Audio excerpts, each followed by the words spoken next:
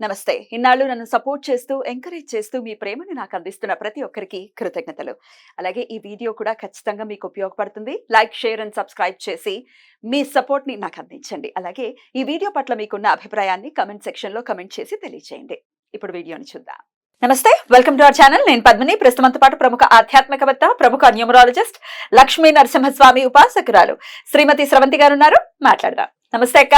నమస్తే పద్మిని. అక్క, ఒక కమెంట్ వచ్చింది అక్క మొన్న. మా హస్బెండ్ చాలా లేజీగా ఉంటున్నారు. లేజీగా ఉన్నా పర్వాలేదు కానీ ఇంట్లోనే ఉంటున్నారు. వర్క్ చేయట్లేదు, జాబ్ చేయట్లేదు, చేయమంటే చేయట్లేదు.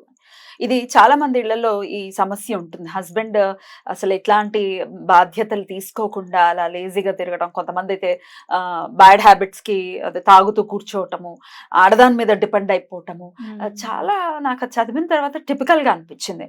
ఎట్లా సాల్వ్ చేసుకోవచ్చు ఈ సమస్యని? తప్పకుండా ఎటువంటి పరిస్థితుల్లోనూ మగవాడి సంపాదన ఉండాలి. అవునా? నానుడే ఉంది మనకి, ఆడదాని సంపాదన అడుగంటుతుంది అని చెప్పి. అంటే అంటే ఏదైనా ప్రాపర్టీస్ కొనడానికి దానికి మిగలాలి కదా పద్మిని. అందులో ఆడవాళ్ళు ఏంటంటే పాపము ఏదైనా కూడా అందరికీ ఉండాలని ఆలోచిస్తారు.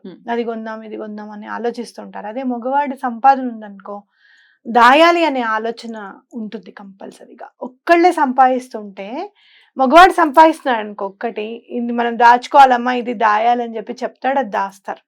అదే మగవాడు సంపాదించకుండా ఆడవాళ్ళే సంపాదిస్తున్నారు అనుకో, వాళ్ళకి అన్ని కూడా ఇంపార్టెంట్ గానే అనిపిస్తాయి. ఈ ఖర్చు ఇప్పుడు చేయకపోతే ఎట్లా అని అనిపిస్తుంది. అందరి అవసరాలు తీర్చే మనస్తత్వం ఉంటుంది ఇంకా దానివల్ల. కాబట్టి ఎటువంటి పరిస్థితుల్లోనూ మగవాడు సంపాదించాలి ఇంట్లో. మరి వినట్లేదు, చేయట్లేదు, ఇంట్లోనే కూర్చొని ఉన్నారు, ఎలా? అలాంటప్పుడు తప్పకుండా వెంకటేశ్వర స్వామి కాళ్ళు పట్టుకోవాలి ఎటువంటి పరిస్థితుల్లో.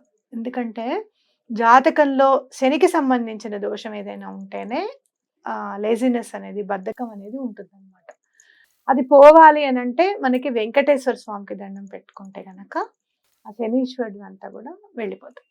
అలాగే మీరు శ్రీపాద శ్రీవల్లభుల్ని గనక దండం పెట్టుకొని ఆయన చరిత్ర అనేది చదవడం స్టార్ట్ చేస్తే ఒక్కసారి చదివేటప్పటికే మీకు డిఫరెన్స్ అనేది కనపడుతుంది. స్వామి ఆయన ఉద్యోగం చేసేటట్టుగా చూడు అని చెప్పి మీరు దండం పెట్టుకుంటే ఎటువంటి పరిస్థితుల్లోనూ మార్పు అనేది మీరు చూస్తారు. అద్భుతం. ఒక్క 2-3 నెలలు సిద్ధమంగళ స్తోత్రం చదివి శ్రీపాద శ్రీవల్లభుల్ని దండం పెట్టుకోండి. అలాగే ప్రతి శనివారం ప్రదోష సమయంలో శివుడికి పూజ చేయడం, చంద్రశేఖరాష్టకం, చంద్రమౌళీశ్వరుడికి చంద్రశేఖరాష్టకం చదువుకోవడం, ఇలాంటివి చేస్తూ ఉంటే పోతాయి. అలాగే జాతకంలో ఎటువంటి శని దోషాలు ఉన్నా కూడా మృత్యుంజయ జపం చేస్తే చాలా మంచిది. మృత్యుంజయ జపం అనేసరికి అపమృత్యు దోషం మాత్రమే తొలగిస్తుంది అనుకుంటారు, కానీ అవమానం కూడా మృత్యుతో సమానం. డెఫినెట్లీ. ఎక్కడైతే మనం అవమాన పడతామో అప్పుడు అనిపిస్తుంది, నాకు అలా అనిపించేది, ఈ భూమి ఇక్కడ చీలిపోయి లోపలికి వెళ్ళిపోతే బాగుండు కదా మనం అనిపిస్తుంది అనమాట. అంటే అవమానం కూడా మృత్యుతో సమానం. కాబట్టి అలా ఏమన్నా అలాంటి దోషాలు, అలా అవమానం పడకూడదు మనం అంటే ఇంటేజ్ మనకు ఉద్యోగం ఉండాలి అంటే అతను చెయ్యాలి. అది తప్పకుండా అవ్వాలి అంటే మృత్యుంజయ జపం చేసుకుంటే చాలా మంచి. మనమే చేసుకోవచ్చు. మృత్యుంజయ మంత్రం ఉంటుంది కదా, అది చదువుకోవడమే అనమాట. అది చదువుకుంటే చాలా మంచిది. ఎటువంటి పరిస్థితుల్లోనూ గ్రహ దోషాలన్నీ కూడా వీడిపోతాయి, శని దోషాలన్నీ కూడా వీడిపోతాయి. తప్పకుండా చాలా బాగా పనిచేస్తుంది అనమాట. కాబట్టి ఇవి చేసుకోవడం. అలాగే మీకు కులదేవత ఎవరున్నారు? చాలా మంది ఈ రోజుల్లో ఇంట్లో సంసారిక బాధలు పడుతున్నారు అంటే కనుక అది కులదైవాన్ని, ఇంటి ఇలవేల్పుని మర్చిపోవడం వల్లనే పడుతున్నారు అని ఖచ్చితంగా చెప్పుకోవచ్చు. చాలా మంది నా దగ్గరికి వస్తారు, లాస్ట్ కి నేను చెప్తూ ఉంటే మీకు ఇంటి ఇలవేల్పు లక్ష్మీనరసింహ స్వామి అని అడుగుతాను నేను. అవును అని అంటారు. మరి మీరు ఏం చేస్తున్నారు స్వామికి అని అంటే ఏం చెప్పరు. అలాంటప్పుడు నేను చెప్తాను, లేదా ప్రతి శనివారం స్వామికి బెల్లం పానకం నైవేద్యం పెట్టండి, ప్రతిరోజు బెల్లం నైవేద్యం పెట్టండి, చక్కగా స్వామిని వేడుకోండి. ఇంటి ఇలవేల్పు అని అంటే మన ఇంటి పెద్ద ఎంతనో ఇంటి ఇలవేల్పు కూడా అంతే అనమాట. కాబట్టి ఆ ఇంటి ఇలవేల్పుని తప్పకుండా మీరు పూజించండి. నాకు బాబా గారు అంటే చాలా ఇష్టం, శ్రీపాద శ్రీవల్లభులు అంటే చాలా ఇష్టం. కానీ నేను ఏం చేసినా ముందు విఘ్నేశ్వరుడికి, తర్వాత మా ఇంటి ఇలవేల్పు సుబ్రహ్మణ్యేశ్వర స్వామికి చేసిన తర్వాతనే మిగతా ఎవరికైనా కూడా చేస్తా. అంటే పూలు పెడుతున్నారు అనుకో, ముందు విఘ్నేశ్వరుడికి పువ్వు, తర్వాత సుబ్రహ్మణ్యేశ్వర స్వామికి. అది కూడా ఆర్డర్ లోనే. మనం ఇంపార్టెన్స్ ఇవ్వడం అనేది చిన్న చిన్న విషయాల్లోనే చూసుకోవాలి. చాలా ఆ! చిన్నదిగా అనిపిస్తుంది అవును. మనకి. అవును. కానీ పువ్వు పెట్టడానికి ఏముందిలే అనుకుంటాం గదా! అనుకుంటాం. కానీ అలా కాదు. ముందు విఘ్నేశ్వరుడికి పెట్టిన తర్వాత సుబ్రహ్మణ్యేశ్వర స్వామికి. మీరెప్పుడైనా ఆంజనేయ స్వామికి గనుక పువ్వు పెట్టేటప్పుడు ముందు శ్రీరామచంద్రుల వారికి పెట్టిన తర్వాతే ఆంజనేయ స్వామికి. ఇవి మనం చిన్న చిన్నగా తీసుకున్నామనుకో చాలా పాజిటివిటీ నింపుతుంది మనలో అన్నమాట. తప్పకుండా ఇలవేల్పుని పూజించడం అనేది మనకు అలవాటైపోతుంది. ముందు అసలు ఇంట్లో ఏదైనా శుభకార్యం అయింది. స్వామికి ఒక 116 లేకపోతే మీరు బట్టలు పెట్టే శక్తి ఉంటే బట్టలు పెట్టడం.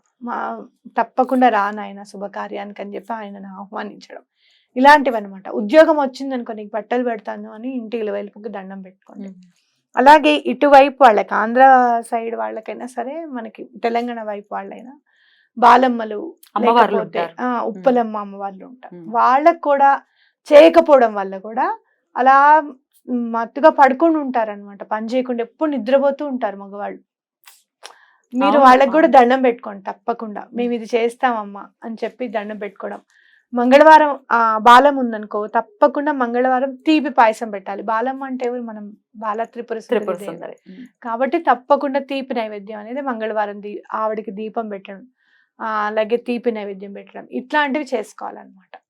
అలాగే పితృదోషాలు ఏమన్నా ఉన్నా కూడా ఇంట్లో వాళ్ళు ఉద్యోగం చేయకుండా ఉండడం, వ్యసనాలకు అలవాటు పడడం అనేది కూడా మనం చూస్తూ ఉంటాం.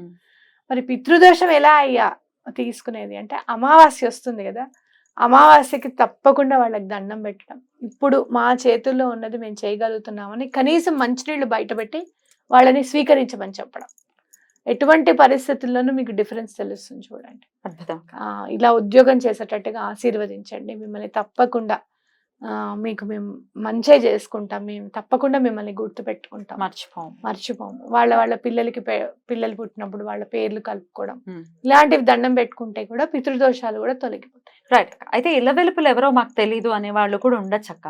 మా ఇంటి ఇలవెలుపు ఎవరో మాకు చెప్పలేదండి పెద్దవాళ్ళు. శోధించాలి. నేను అట్లా ఒకళ్ళకి వాళ్ళ ఇంటి పేరు తీసుకొని, అప్పుడంటే నాకు టైం ఉండేది. ఇప్పుడైనా కూడా ఏం పర్వాలేదు, వాళ్ళ ఇంటి పేర్లు ఎవరున్నారో చూసి వాళ్ళకి బలానా అమ్మవారు అని చెప్పి నేను చెప్పడం జరిగింది అనమాట. అంటే వాళ్ళు కూడా తెలుసుకున్నారు. నాకు తెలుసుకునేటప్పటికి వాళ్ళకే కనపడింది. మన ఇలవేల్పు ఎలా అంటే మనకి గుర్తు చేస్తారు. కంచి పరమాచారి గారి దగ్గర కూడా ఒక అతను వస్తాడు. కార్ ఎప్పుడు ప్రాబ్లం ఇస్తూ ఉంటుంది. అనుకోకుండా యాక్సిడెంట్స్ అవుతూ ఉంటాయి. నాకేం అర్థం కావట్లేదు, ఈ కారు ఎన్నో గుళ్ళు తిరిగాను, నేను పూజలు చేయించాను, ఇలా ఉంది పరిస్థితి అని చెప్తే, ఆ అమ్మవారు కదా, అమ్మవారి పేరు చెప్తారు, నేను మర్చిపోయాను, ఆ అమ్మవారు మీకు గుర్తుందా, అక్కడికి వెళ్ళి పూజ చేయించు అంటే, అయ్యో అమ్మవారు మా ఇంటి ఇలవేల్పు స్వామి, మేము ఇదివరకు పిల్లలకి వెళ్ళి అక్కడే పుట్టు వెంట్రుకలు కూడా తీయించేవాళ్ళము, ఏమిటో కాలక్రమేణా మర్చిపోయాం ఆవిడ్ని అని అంటే, వెళ్ళి నువ్వు పూజ అది చేసి వెనకాల ఆవిడ అభయంతో అని చెప్పి రాయి కారు పైన అని అంటే, ఆ క్షణం నుంచి అసలు చిన్న యాక్సిడెంట్ కాదు కదా, చిన్న ప్రాబ్లం కూడా రాలేదు. ఇక్కడ చూడు ఇంటి ఇలవేల్పు అమ్మవారు, ఆవిడ గుర్తు చేశారు.